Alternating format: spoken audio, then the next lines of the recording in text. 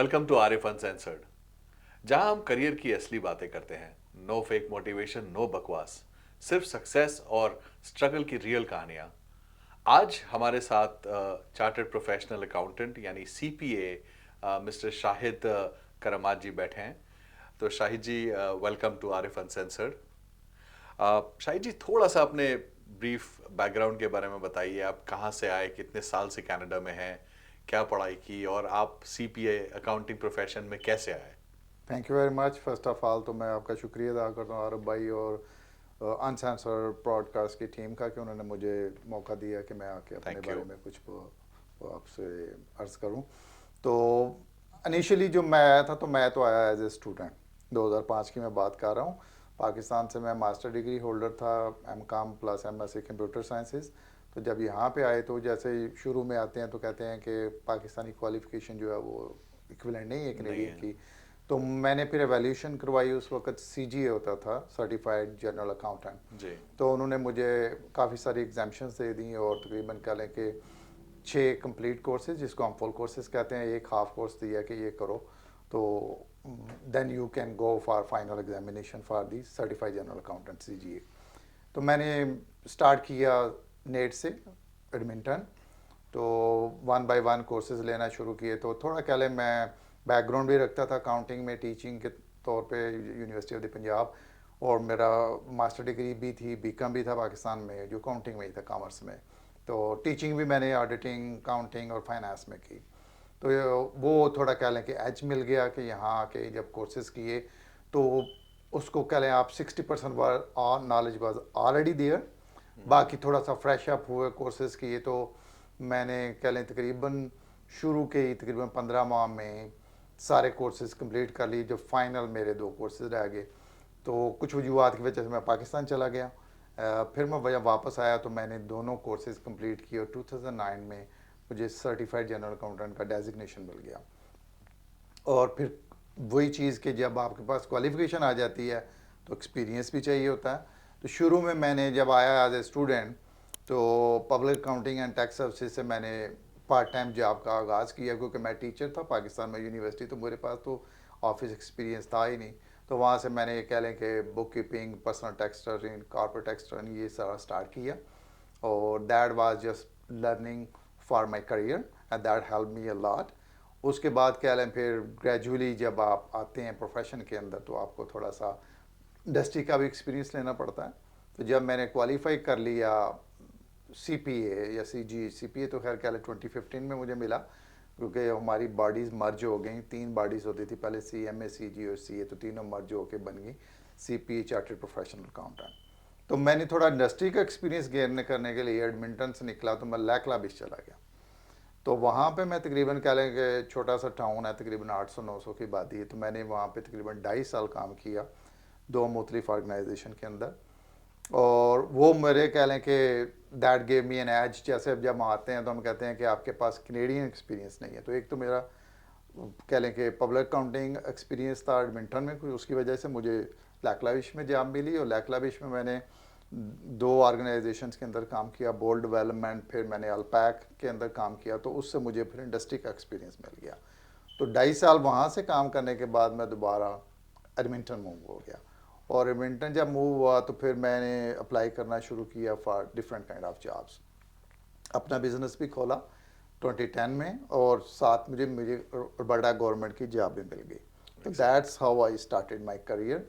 कि part time में कर रहा था अपनी पब्लिक प्रैक्टिस, जिसको मैंने कंटिन्यू किया कह लें कि 2009 से लेकर 2015 तक। Due to some family reasons मैंने उसको क्लोज कर दिया फॉर जी। द टाइम बीइंग, और अपनी जॉब को कंटिन्यू किया।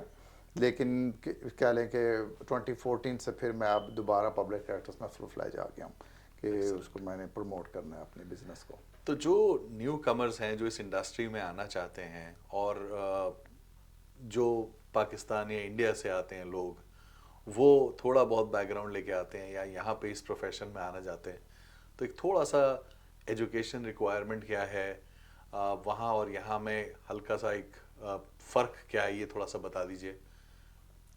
कोई ख़ास फ़र्क नहीं है। हम जो इंडिया या पाकिस्तान में जो भी स्टडीज़ करते हैं, जो कॉमर्स की हो, अकाउंटिंग की हो, फाइनेंस की, हमारी जो ऑलमोस्ट कह लें कि करिकुलम है या जो बुक्स होती हैं वो अमेरिकन ही होती हैं, ठीक है, उसमें कोई ख़ास फ़र्क नहीं है। हमने कह लें बेस नॉलेज हमारे पास ऑलरेडी होता है। हाँ, थोड़ा सा कह लें कि किसी भी मुल्क के अंदर जो उनके अपने अकाउंट्स के जो कह लें रिक्वायरमेंट्स हैं, जैसे पहले होता था कि international financial reporting standard Canada में नहीं थे, इधर गैप चलता है, तो ये थोड़ी सी डिफरेंस आ जाता है। और जब आप जो ही किसी इंस्टीट्यूट को ज्वाइन करते हैं for the sake of getting further qualification, जैसे मैंने आपको बताया कि जब मैं आया तो मेरी असेसमेंट हुई तो मुझे उन्होंने कहा 6 कोर्सेज करें।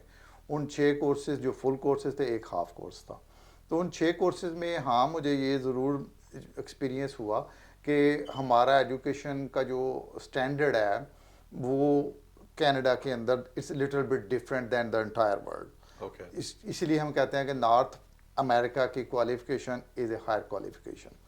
तो वो थोड़ा मुझे कोर्सेज लिए मैंने नेट से, लेकिन ये नहीं हुआ कि मुझे स्ट्रगल करनी पड़ी कि जो है मैं नहीं कर सकता, या ऐसी चीज़ कभी भी नहीं आई। मैंने जो भी कोर्स लिया उसको मैंने सीरियसली लिया, और कह लें कि थोड़ा सा अपने बैकग्राउंड की वजह से जी। मुझे हेल्प मिलती गई। आई टुक टू यू कैन से, अगर मैं एग्रीगेट करूं तो मैंने तकरीबन 2 साल और 8 माह के अंदर अपना जो है CGA कर लिया। हाँ, मेरे कुछ जानने वाले ऐसे भी हैं जिनको 10-10 साल भी लगे, लेकिन it's not is something is not that you can do, okay. You can do it. ठीक है, कोई ऐसी डिफ़िकल्टी नहीं है। उसकी रिक्वायरमेंट सिर्फ यही है कि आपकी क्वालिफिकेशन कैनेडियन बैचलर्स डिग्री के इक्विवेलेंट हो, अगर आप इंडिया या पाकिस्तान से आते हैं। क्योंकि जब मैं आया था तो उस वक्त मेरे पास 2 ईयर बैचलर डिग्री थी, 2 ईयर मास्टर थी। अब तमाम कंट्रीज़ के अंदर पाकिस्तान और इंडिया से 4 ईयर्स के बैचलर ऑलरेडी आ रहे हैं। जी। तो जब आप वैल्यूएशन करवाएंगे तो आपको बहुत सारे कोर्स एग्जाम्प्ट हो जाते हैं। कुछ कोर्स वो यहाँ पे आप करेंगे, वो जो आपके रह जाएंगे वो तकरीबन आज के दौर के अंदर मेरा ख्याल है वही है 5 और 6। ठीक, तो दैट्स अ डूएबल जॉब। वो कोई आप ये नहीं कह सकते ये I can do it. Okay. आपको थोड़ी सी कह लेंगे उसको स्केजुअल करना पड़ेगा। आपको कोई मेंटर अच्छा मिल जाता है जो आपको गाइड कर सकता है कि आपने कोर्स कैसे करना है, you are good to go. ये ऐसी कोई चीज़ फील्ड नहीं है कि अगर आप CPA करना चाहते हैं तो आप नहीं कर सकते। वेरी मैं गुड। तो हर एक को मशवरा दूंगा, अगर आपको थोड़ा बहुत इंटरेस्ट है, हाँ काउंटिंग का इंटरेस्ट है, या आपको मैथमेटिक्स या स्टैटिस्टिक्स के अंदर आपकी थोड़ी बहुत इंटरेस्ट है, तो this is the field for you, you can do it. कोई ऐसा मुश्किल नहीं है। हमारे यहाँ जो एक चीज़ पाकिस्तान या इंडिया से पाई जाती है कि CA जो उधर का है कि वो इट्स इम्पॉसिबल टू डू, वो उधर तो हमें बताया नहीं जाता या गाइड नहीं किया जाता। When you are living in Canada, मेरा तो ये वर्शन है कि you can do anything। Anything, ठीक, करेक्ट। जी। तो सेम इज़ द CPA। अगर आपकी मोटिवेशन है और आपको प्रॉपर गाइडेंस थोड़ी बहुत मिल रही है और आप उसके अंदर अपनी एफर्ट पुट करेंगे, you can do the CPA। It's very positive approach जो आप बता रहे हैं, थैंक यू। एक मुझे बात बताइए, जो अक्सर एक कंफ्यूजन होता है कि एक अकाउंटेंट होता है और एक CPA ऑब्वियसली होता है, तो इनमें क्या फ़र्क है? अगर अगर किसी को अकाउंटिंग की सिर्फ प्रैक्टिस करनी है, या जैसे किसी के टैक्स फाइल करने हैं, T4s करने हैं, तो इसमें भी CPA होने की ज़रूरत है, या एक नॉर्मल अकाउंटेंट जो है वो ये सब फाइल कर सकता है? अकाउंटेंट होने के लिए क्या क्वालिफिकेशन है?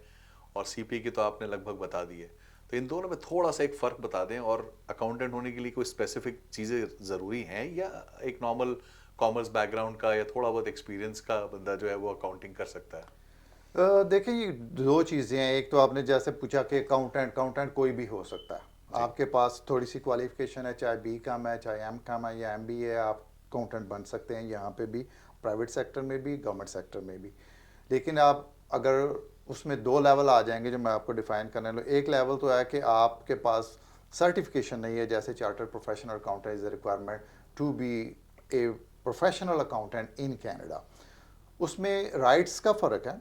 एक नॉर्मल बंदा भी अकाउंटेंट है, वो काउंटिंग कर रहा है, वो पर्सनल टैक्स रिटर्न कर सकता है, कॉर्पोरेट टैक्स रिटर्न कर सकता है, या कंपाइलेशन एंगेजमेंट जिसको हम कह सकते हैं, वो कोई भी कर सकता है।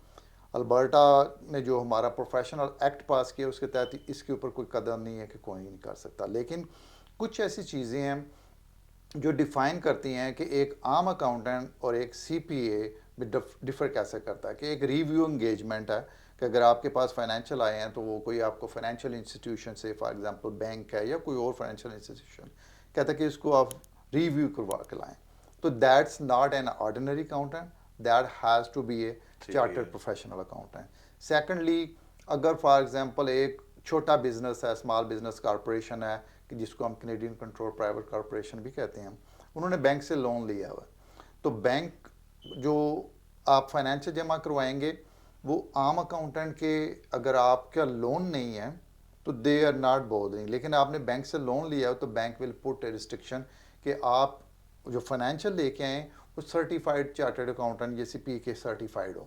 तो that's how the value is added कि एक CPA जो करेगा जब आप फाइनेंशियल, तो उसके बहुत सारे वर्किंग पेपर होंगे जो CPA हमारी प्रैक्टिस को रिव्यू भी करता है। लेकिन एक जो आम जो अकाउंटेंट बैठा है मार्केट के अंदर, जिसके पास नॉलेज तो है, क्वालिफिकेशन नहीं है, वो कोई वर्किंग पेपर नहीं बनाता और ना ही उसकी प्रैक्टिस को रिव्यू किया जाता है। अगर आप कॉर्पोरेट टैक्स रिटर्न की बात करेंगे, जिसको हम T2 रिटर्न भी कहते हैं, तो उसमें एक टिपिकल क्वेश्चन है CRA की तरफ से या लेजिस्लेटिव कि are you a certified accountant for this job, तो आप उसको यस करते हैं या नो करते हैं। तो there is something that is a value addition to your work अगर आप CPA हो।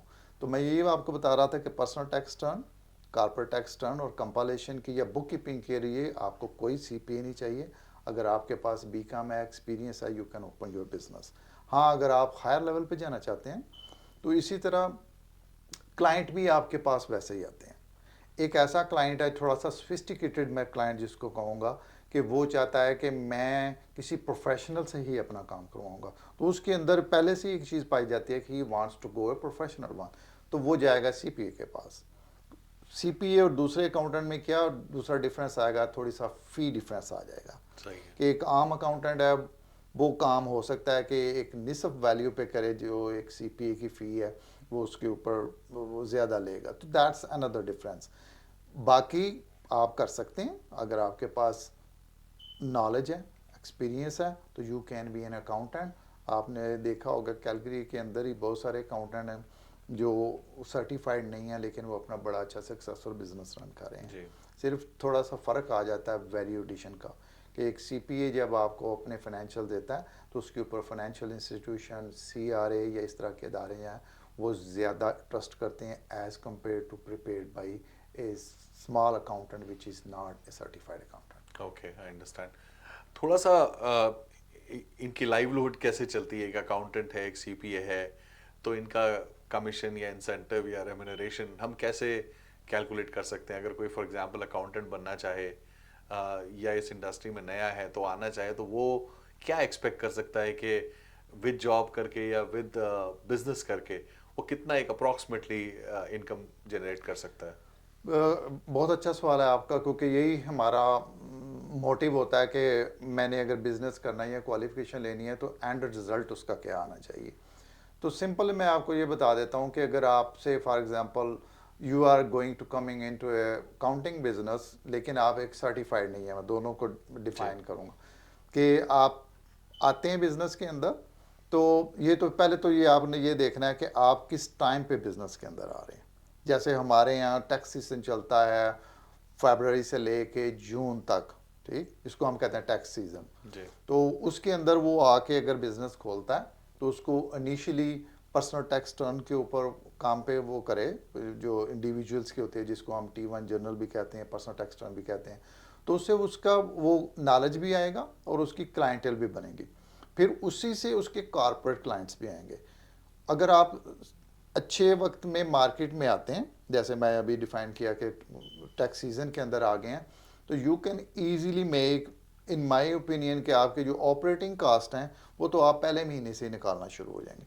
और अगर आपके 2 महीने मार्च और अप्रैल अच्छा लग गया जी पर्सनल टैक्स टर्न में ही, तो आपके पूरे साल के एक्सपेंसेस जो ऑफिस एक्सपेंसेस होंगे, से फॉर एग्जांपल मैं कहता हूँ कि आपके ऑफिस एक्सपेंसेस हैं $15,000 to $20,000, जिसमें आपका रेंट भी है, यूटिलिटीज़ भी है, इंटरनेट भी है, सॉफ्टवेयर कॉस्ट भी है, मार्केटिंग भी है। तो ये 2 माह के अंदर आप उसको रिकवर कर सकते हैं, यानी आपका स्प्रेड पूरे साल के ऊपर आ जाएगा।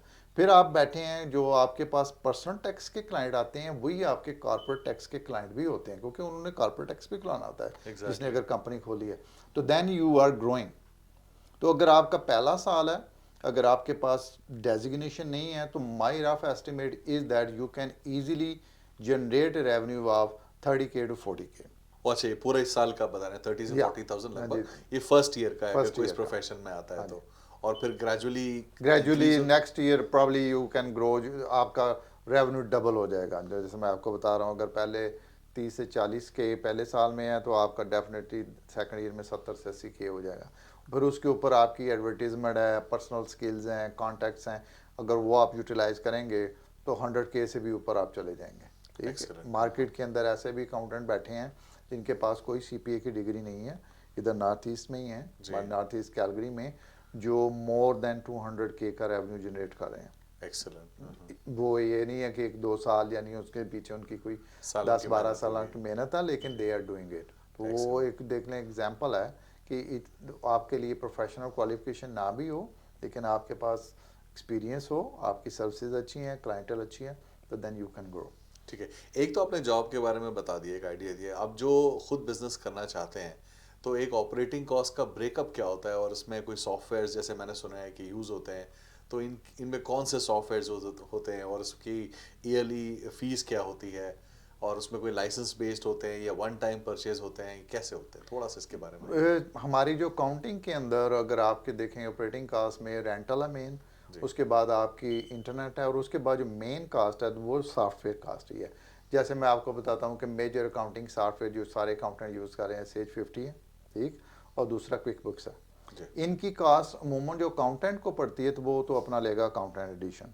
जैसे क्विक बुक्स के लिए हर कंपनी का अपना लॉगिन एंड पासवर्ड होता है, वो हम क्लाइंट को ही कहते हैं कि यू हैव टू प्रोवाइड, क्योंकि उसकी कास्ट $100 पर मंथ है ऑलमोस्ट, तो वो क्लाइंट ही देता है। जी। हम क्योंकि वो, अगर मेरे पास 100 क्लाइंट हैं तो मैं 100 क्लाइंट के लिए क्विक बुक्स तो नहीं खरीदूंगा, तो मैं तो क्लाइंट को कहूँगा कि वो मुझे प्रोवाइड करे, वो हमें लॉगिन और पासवर्ड दे देता है, तो वो हम उसका यूज़ करें। लेकिन सेज 50 के लिए आप कह लें कि तकरीबन $500 जो आपको पर ईयर देना पड़ेगा। पर इस तरह हमारे टैक्सेशन के सॉफ्टवेयर में जिसमें प्रोमिनेंट है हमारा profile, profile is expensive software, जिसकी स्टार्टिंग जो सॉफ्टवेयर की फ़ी है वो $2600 से स्टार्ट होता है, और जितने आप उसमें फिर आप एडिशन करते जाएं, अमूमन वो एक यूज़र देते हैं $2600 में। अगर आपके एम्प्लॉई 3-4 हैं जो सेम सॉफ्टवेयर यूज़ करेंगे तो वो बढ़ाते जाते हैं $500 पर समथिंग लाइक दैट, तो वो that can go to 4K। फिर इसके बाद सारे सॉफ्टवेयर जो भी होंगे वो ये नहीं है कि आपकी प्रॉपर्टी बन जाएंगे। अब जो नया बिजनेस मॉडल है कि दे एक्सपायर एवरी ईयर, लेकिन डाउन द रोड आपका बेनिफिट ये है कि आप वो 100% अपनी टैक्स टर्न में उनको एक्सपेंस कर सकते हैं। तो मेरा रफली मैं आपको दूं अगर आइडिया कि कितने के सॉफ्टवेयर जो लाइसेंसेस लेता है एक अकाउंटेंट, तो वो तकरीबन कह लें कि $4,000 से $5,000 के तो आपके सिंपली सॉफ्टवेयर लाइसेंसेज हैं ईयरली। ईयरली। जी। ठीक है, तो लेकिन आपके जो उसको अकाउंटेंट की वो बिजनेस के अंदर 100% एज एन एक्सपेंस डिडक्टेबल है। हाँ, ये कॉस्ट है, तो ये तो आपको करना पड़ेगा कि इसमें तो कोई चारा नहीं है, क्योंकि that's a business cost. Major आपकी देखें कि एक ग्रोसरी स्टोर है तो उसके अंदर तो ग्रोसरी वो बेच रहा है, तो हमारे अकाउंटेंट के पास हम अकाउंटिंग को बेच रहे हैं या कह लें कि सर्विसेज ऑफर कॉस्ट कर ऑफ रहे सेल हैं, है। तो जो कॉस्ट ऑफ सेल है हमारी तकरीबन, तो ये कह लें कि 4000 से 5000 के मीडियन रेंज में रहेगा।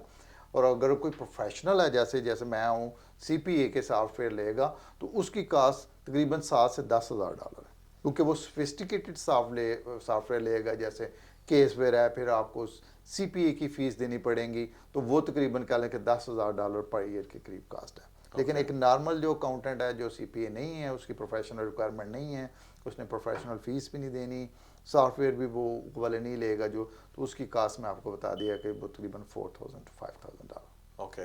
अब एक थोड़ा सा मुझे बताइए कि आजकल टेक्नोलॉजिकल बहुत सारे एडवांसेस हो रहे हैं, कई एआई के सॉफ्टवेयर्स आ गए हैं। अ, तो आपको लगता है कुछ चेंजेस फ्यूचर में इससे होनी है, कोई इम्पैक्ट करेगा, या इंडस्ट्री ग्रो करेगी, या इसमें कोई रिडक्शन होगा? टू बी ऑनेस्ट, जो AI की वजह से जो जितना भी थ्रेट्स आ रही हैं बिजनेसेस को अंदर, उसके अंदर सारे बिजनेस भी इन्वॉल्व हैं, इंक्लूडिंग अकाउंटिंग। जो डाउन द रोड जो इमीडिएट इफेक्ट आएगा वो कह लें कि बुक कीपिंग के ऊपर आएगा, कि बुक कीपिंग ऑटोमेटेड हो जाएगी। जैसे ऑलरेडी हमारे नॉर्थ अमेरिका के अंदर या UK में भी लोग ज़्यादातर बुक कीपिंग अब पाकिस्तान या इंडिया से करवा रहे हैं। ठीक, यहाँ से काम वहाँ पे जाता है, वहाँ से होके आता है, तो यहाँ पे तो ऑलरेडी कह लें कि 50% के करीब बुक कीपिंग इधर हो रही है, बाकी सारी आउटसोर्स हो रही है। तो वो उनको जो वहाँ पे बिजनेसेस हैं उनको ज़्यादा सफ़र करना पड़ेगा।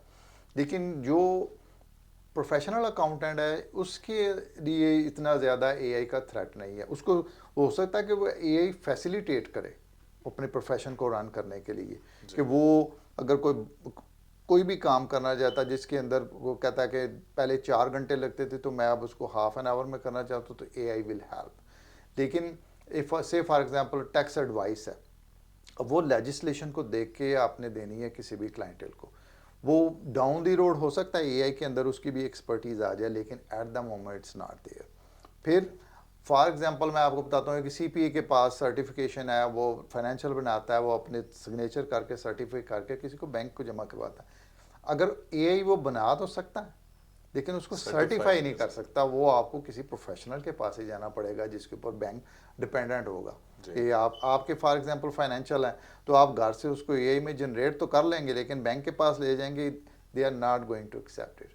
कि वो कहेगा कि इसको आप किसी प्रोफेशनल के पास, ज़रूर है एफिशिएंसी भी आएगी एआई से, और डाउन द रोड प्रोफेशन में जो कह लें कि कुछ छोटे, जैसे मैंने आपको बताया कि बुक कीपिंग है, इस तरह के जो प्रोफेशन हैं जो थोड़े से एलिमिनेट होते जाएंगे। ओके, कोई एडवाइस देना चाहेंगे जो इस इंडस्ट्री में आना चाहे, कोई न्यू कमर हो या कोई भी दूसरे प्रोफेशन में हो वो आना चाहे, कोई 1-2 लाइन? मेरा मशवरा होगा न्यू कमर्स के लिए कि वो अगर इस इंडस्ट्री में आना चाहते हैं तो शुरू में तो आपको कोई जॉब नहीं देगा, ठीक है, तो आप वॉलंटियर के लिए रेडी हो जाएं कि किसी भी टैक्स सीज़न में, जैसे अभी टैक्स सीज़न है, अकाउंटेंट के पास चले जाएं, उसको कहें कि I want to do volunteer. तो अगर वो वॉलंटियर की भी आपको ऑप्शन दे देता है तो 2 माह के अंदर आपकी इतनी लर्निंग हो जाएगी, देन यू कैन अंडरस्टैंड कि ये मेरे लिए प्रोफेशन ठीक है, ये नहीं है। और अगर आप वो सीख जाते हैं क्विकली, अगर आपके अंदर कह लें कि क्रिस्मा है उसको सीखने का, तो you can down the road open your own business. ये कोई मुश्किल नहीं है। आपकी मोटिवेशन होनी चाहिए और विलिंगनेस होनी चाहिए कि इसके लिए मुझे कोई सेक्रीफिकेशन भी देनी पड़े। बहुत सारे स्टूडेंट्स आते हैं अकाउंटेंट्स के पास कि आप मुझे वॉलंटियर रख लें, वो इसीलिए आते हैं कि they can learn for free.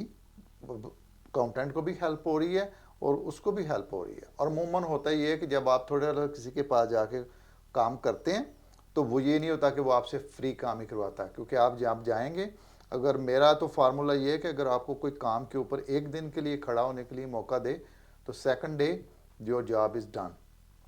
तो आप जितना उसके अंदर आप अपनी स्पिरिट को ऐड करके काम करेंगे तो वो हो सकता है आपको एज ए परमानेंट एम्प्लॉय रख ले। तो दैट्स माय एडवाइस कि वो आप वॉलंटियर करने के लिए जाएं। आजकल टैक्स सीजन है, you can find the job. Excellent, thank you so much Shahid भाई, it was thank you, amazing आपका भी मीटिंग बहुत यू। और आई होप हमारे व्यूअर्स को ये सेशन भी बहुत अच्छा लगा होगा। And good luck to all the aspirants. Thank you so much, have a good day. Thank you. Thank you.